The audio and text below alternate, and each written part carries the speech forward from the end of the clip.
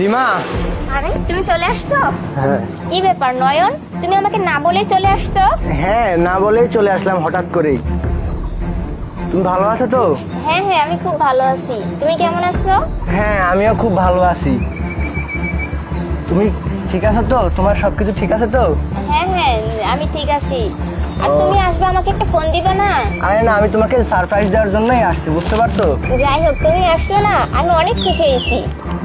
মা, আমি তোমাকে কিছু একটা দেই। এটা আমার বউ পছন্দ করে না, তাই এভাবে দিলাম। মা, তুমি কিছু মনে করো না। শোনো, তুমি আসতো না, আজকে আমি ভালো মন্দ রান্না করবো, ঠিক আছে? আচ্ছা ঠিক আছে। আচ্ছা, মনে হচ্ছিল তোমার কাছে একটা ব্যাগ ছিল না? আরে না, আমার কাছে কোত্থেকে ব্যাগ আসবে?